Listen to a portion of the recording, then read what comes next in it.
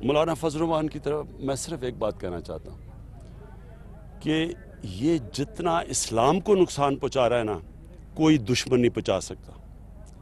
इस्लाम के नाम पे बेचारे मदरसों के स्टूडेंट्स को ले आते हैं पकड़ के, उनको ये नहीं पता होता वो आए क्यों हैं, उनका कैमरा जाके उनको ये नहीं पता कि जी खड़े क्यों हैं। यानी इस तरह लोग, ये पॉलिटिक्स हो रही है कि आप उनको उठा के ले आते हैं, फिर लोगों को ब्लैकमेल करते हैं, क्योंकि सारी वक्त पावर में सारे डरते थे इससे, तो हमेशा पावर में रहा है। और ये पावर में रहा क्यों है? सिर्फ पता चलवाने कि इसकी जायदादें कितनी हैं, इसने कितना पैसा बनाया, सिर्फ ये देख लें, ये बता दे कि इसकी अरबों रुपए की जायदाद आई किधर से है।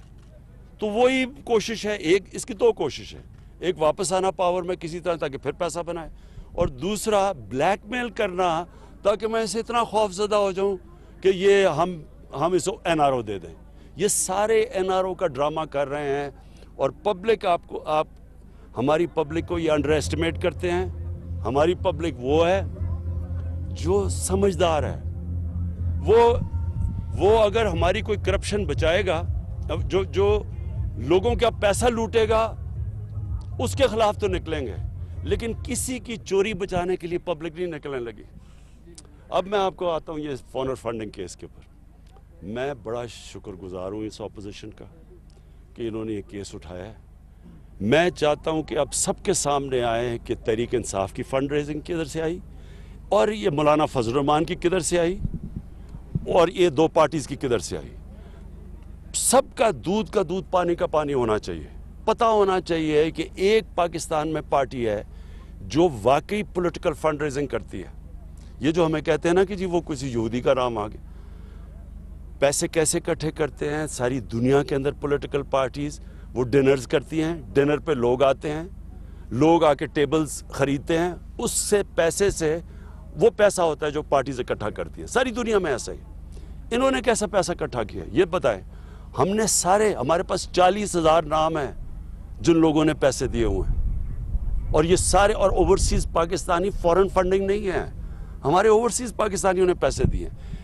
इनका मुझे पता है इन्होंने कैसा पैसा इकट्ठा किया, और इंशाअल्लाह जैसी जैसी ये चीज़ें इंकशाफ सामने आएगा सारी कौम को पता चलेगा कि किसने इस मुल्क में सही तरह पैसा इकट्ठा किया।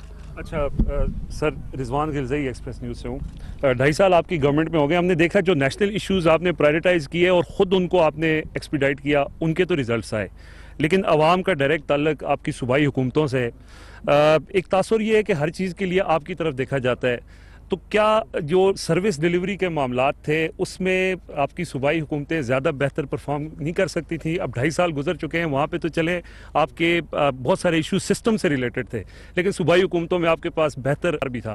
तो सर, सूबाई हुकूमतों के हवाले से ये बताएं कि वो आपकी तरफ ही क्यों देखती है, खुद से भी कोई इनिशिएटिव्स क्यों नहीं लेते? देखिए, दो चीज़ें समझ आए। एक तो जिस तरह का पाकिस्तान को चैलेंज मिला था जब हम आए हैं, जो पाकिस्तान के सामने जो मसले मसाइल थे, वो पाकिस्तान की तारीख में किसी हुकूमत को नहीं मिला। सबसे बड़ा चैलेंज क्या था कि जो हमारा करंट अकाउंट है, यानी कि जो बैरूनी खसारा है, वो पाकिस्तान की तारीख में सबसे ज़्यादा था, 20 अरब डॉलर। उसके अलावा जो हमारे ऊपर कर्जे चढ़े हुए थे वो पाकिस्तान की तारीख में सबसे ज़्यादा था, और उसका मसला क्या था कि हमें कर्ज़ों की किस्तें देनी पड़ रही थी, इनके लिए हुए कर्ज हैं। सो बोझ दो पड़े हुए थे।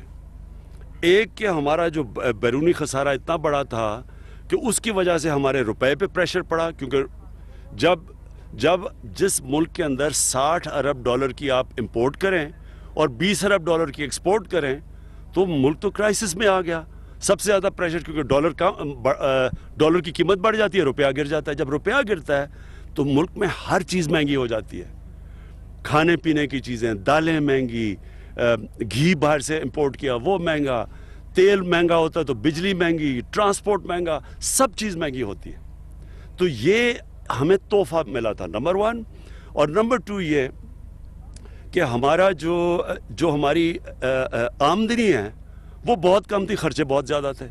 सो इसके लिए हमें करना पड़े, खर्चे कम करने पड़े। जब खर्चे कम करते हैं आप तो लोगों को तकलीफ़ होती है। मसलन अब कोरोना के अंदर जब डिमांड गिर गई तो सारी दुनिया के अंदर गरीब पिस गया। अमीर अमेरिका जैसे मुल्कों में लोग लाइनों में खड़े होकर खाने ले रहे हैं, सारी दुनिया में दुकानें बंद हो गई, कारोबार बंद हो गया और गरीब मारा गया। तो जब हमने खर्चे कम करने थे और आमदनी बढ़ानी थी, जब खर्चे कम किए तो लोग तकलीफ में आ गए। अब दूसरा हमारा इशू है, इस्लाहत करनी थी मुल्क में। ये याद रखें कि पार्लियामेंट्री डेमोक्रेसी के अंदर अगर आपके पास भारी अक्सरियत ना हो, सारी दुनिया के अंदर आप देख लें कि तकरीबन नामुमकिन है इस्लाहत करना, क्योंकि वो जाके फंस जाती है सेनेट में, बिल आपके पास नहीं होते, आपकी कोलिशंस होती हैं, आपको उनको भी खुश करना पड़ता है। अगर आपने इस्लाहत पार्लियामेंट्री डेमोक्रेसी में करनी है, तारीख उठा के देख लें पार्लियामेंट्री डेमोक्रेसी की, तो वो सिर्फ भारी अक्सरियत से होती है। जब आपके पास अक्सरियत हो फिर आप कर सकते हैं। तो इसलिए हमें देर भी लगी और इसके ऊपर आ गया 18th अमेंडमेंट। 18th अमेंडमेंट में क्या हुआ कि जो सेंटर से पावर थी वो चलेगी सूबों में। तो अब सिर्फ सेंटर नहीं फैसला करता, सूबों को भी साथ मिलाना पड़ता है। तो इसलिए ये थोड़ा हमें देर लगी, लेकिन अल्लाह का करम आज ये है कि आज दुनिया को देख लें कोरोना के बाद और हमें देख लें। हमारी सबसे तेज़ी से आज टेक्सटाइल इंडस्ट्री, हमारी जो 60% एक्सपोर्ट्स एंड टेक्सटाइल, वो रिकॉर्ड पे चली गई है। हमारी एक्सपोर्ट्स कितनी देर के बाद कहाँ से चली गई। हमारा जो करंट अकाउंट डेफिसिट है वो 17 साल के बाद सबसे बेहतर है, पॉजिटिव में चला गया 5 महीने मुसलसल। ये सारी जो पॉजिटिव चीज़ें हो रही हैं, जो अब टेक्सटाइल, आपने अगर फैसलाबाद में गया, वहाँ लोगों को अब मिलते नहीं है, वर्कर नहीं मिलते टेक्सटाइल में, सियालकोट में मिलते हैं, गुजरावाला में, लूमें सारी काम कर रही हैं। तो कुछ तो हो रहा है ना। स्टील लार्ज स्केल मैन्युफैक्चरिंग पहली दफ़ा ऊपर जा रही है। तो अल्लाह का करम है कि इसके बावजूद ये चैलेंजेस थे, मुश्किल वक्त मिला, कोरोना मिला, उसके बावजूद हिंदुस्तान से मुकाबला करें। आज पाकिस्तान का हम किधर हैं और हिंदुस्तान के हालात देखें। हम शाकिर अब्बासी, मैं न्यूयॉर्क टीवी से हूँ। आपने पार्टी हर्डिंग केस के हवाले से गुफ्तगू की, लेकिन एक तासुर आम ये है कि वही एक केस है जो आपकी हुकूमत पर अभी भी एक तलवार लटक रही है।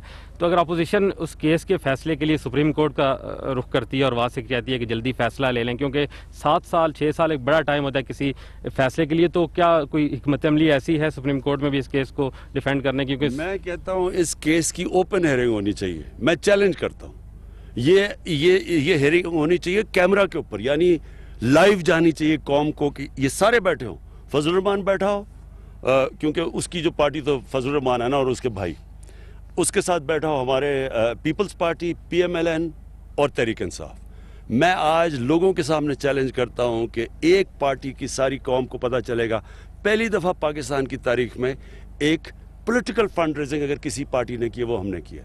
और हमारे अकाउंट्स मैं ये भी, फॉरेन फंडिंग, क्या ओवरसीज पाकिस्तानी से पैसा लेना फॉरेन फंडिंग है? इसका मतलब मुल्क चल रहा है, आज उनकी रेमिटेंसेस ना हो, मुल्क आज हमारा बैठ जाए। तो मैं तो सारे शौकत खाना में उनसे पैसे इकट्ठे करता था। तो ये कौन सी फॉरेन फंडिंग है? फॉरेन फंडिंग तो इनको पता है कौन सी है, इनको पता है, मुझे भी पता है, मैं बता नहीं सकता क्योंकि हमारे उनसे ताल्लुकात है मुल्कों से, जो मुल्क पैसे इनको देते रहे हैं। सर फैज़ान, हम न्यूज़ से मेरा क्वेश्चन ये है कि आज हम जिधर खड़े हैं वाना में, ये एक वक्त था कि यहाँ पे खून बहता था बहुत ज़्यादा और आप भी यहाँ पे आए। आज आप इसको कैसे देखते हैं, उस वक्त के वाना को और आज के वाना को आप कैसे देख रहे हैं, और मज़ीद इसकी डेवलपमेंट के लिए क्या आगे आप? देखें, वाना तो पीछे रह गया था ना, यानी यहाँ गुर्बत तकरीबन 70% लोग गुर्बत की लकीर से नीचे, हर तरह पीछे रह गया था, क्योंकि कबायली इलाके को कोई परवाह करता ही नहीं था। तो कबायली इलाका जिस तरह बलूचिस्तान की परवाह नहीं करता था, ये सब पीछे रह गए हमारे इलाके। तो इसके लिए ख़ास तवज्जो की ज़रूरत है, क्योंकि यहाँ गुर्बत बहुत ज़्यादा है, यहाँ बेरोज़गारी बहुत ज़्यादा है। तो उसके ऊपर मैं इसलिए महमूद खान के साथ आया हूँ, क्योंकि अब तो ये KP का हिस्सा बन चुका है। तो इसके ऊपर हम पूरा जोर लगाएंगे। और फिर ऊपर से वॉर ऑन टेरर आ गई, उसमें और ज़्यादा तबाही में थी। तो इंशाल्लाह हम इनके लिए स्पेशल पैकेजेस भी देंगे, इसकी पूरी इसकी ऊपर लाने की कोशिश करेंगे। सब्सक्राइब करें और बेल दबाएं ताकि कोई खबर रह न जाए।